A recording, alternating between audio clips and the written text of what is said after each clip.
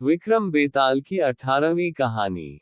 ब्राह्मण कुमार की कथा। बेताल का पीछा करते हुए राजा विक्रमादित्य शिशुपा वृक्ष के पास पहुंचे और किसी तरह बेताल को अपने कंधे पर उठाकर आगे बढ़ने लगे। पहले की तरह ही बेताल रास्ता बड़ा होने की वजह से राजन को कहानी सुनाने लगता है।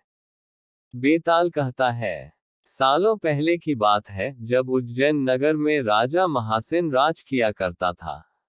उसी राज्य में एक ब्राह्मण रहता था, जिसका नाम वासुदेव था। उसका एक ही बेटा था, गुणकार नाम का। तो वह गुणकार था, लेकिन उसमें कोई गुण नहीं था। वो दिन रात बस जुआ खेलता था। जुए में वह पिता के कमाए सारे पैसे हार जाता। उसकी दो बहन भी थीं। उसे उनका भी ख्याल नहीं था। वो बस दिन रात जुआ खेलने में ही व्यस्त रहता है। अपने बेटे का ऐसा हाल देखकर ब्राह्मण बड़ा परेशान हो गया। एक दिन वासुदेव ने सोचा, मैं जो भी कमाता हूँ, उसे भी यह जुए में उड़ा देता है। यही सोचकर उसने अपने बेटे गुणकार को घर से निकाल दिया। घर से निकलते ही वह दूसरे राज्य पहुंच गया। वहां वह भूखा प्यासा घूमता रहा, न तो उसे कोई काम मिला और न ही कुछ खाने के लिए। ऐसा होते होते वह एक दिन बेहोश हो गया। पास से ही गुजर रहे एक सिद्ध पुरुष ने उसे देखा, तो उसे अपने साथ गुफा में ले आए। होश में आने के बाद योगी ने लड़के से पूछा, क्या खाओगे? ब्राह्मण पुत्र कहता है, आप योगी हैं, आपके पास जो होगा आप वही खिला पाएंगे। मैं जो खाना चाहता हूँ, शायद वो आपके पास न हो। इतना सुनते ही योगी ने कहा, तुम बस बताओ, तुम्हें क्या खाने की इच्छा है? इतना सुनने के बाद गुणकार ने अपनी इच्छा जाहिर की, जिसे सुनते ही योगी ने अपनी सिद्धि की मदद से उसकी मनपसंद थाली प्रकट कर दी।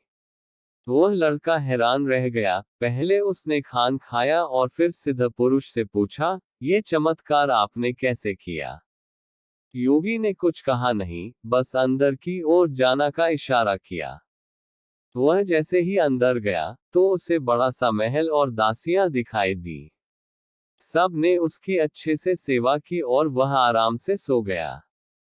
सोकर उठने के बाद उसने सिद्ध पुरुष से दोबारा वही प्रश्न किया।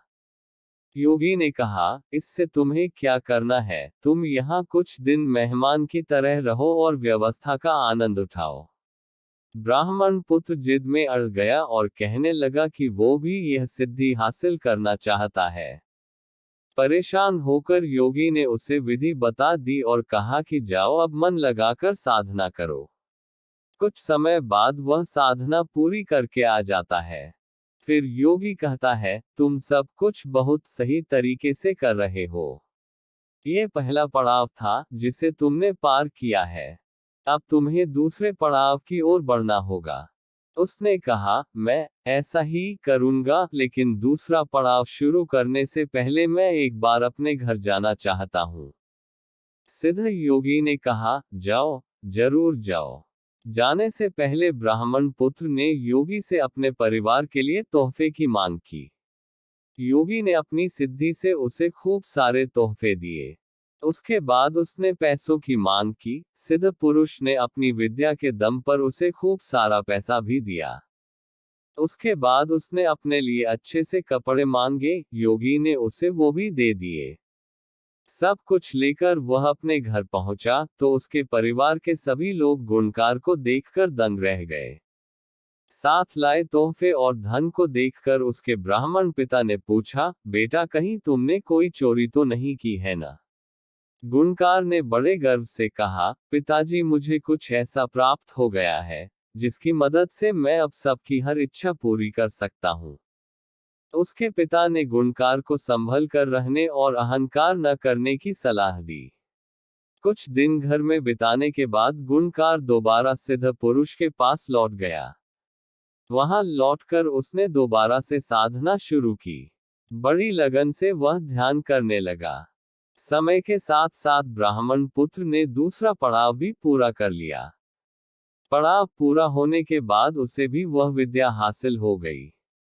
योगी के पास जैसे ही वह विद्या हासिल करके पहुंचा, तो सिद्ध पुरुष बहुत प्रसन्न हुआ। उसने गुणकार से कहा, तुमने अब विद्या हासिल कर ली है, आज तुम मुझे कुछ भोजन खिलाओ, मुझे भूख लगी है। ये सुनते ही ब्राह्मण पुत्र बेहद खुश हुआ और सिद्धि की मदद से मनचाहा भोजन हासिल करने के लिए मन में मंत्र पढ़ने लगा। काफी देर हो गई, लेकिन भोजन सामने नहीं आया।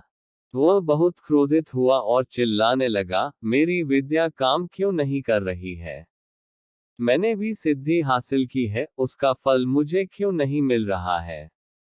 इतनी कहानी सुनाते ही बेताल चुप हो गया और राजा से पूछने लगा, बताओ इतने मन से पूरी विधि करने के बाद भी उसे सिद्धि हासिल क्यों नहीं हो पाई?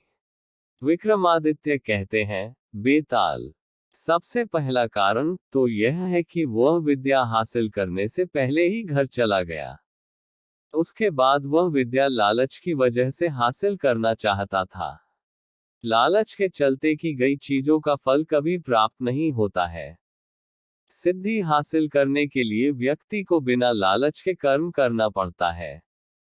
कहानी से सीख, हमें कभी भी विद्या हासिल करने का फैसला लालच की वजह से नहीं करना चाहिए, और विद्या पर अहंकार हो जाए तो वह समय पर काम नहीं आती।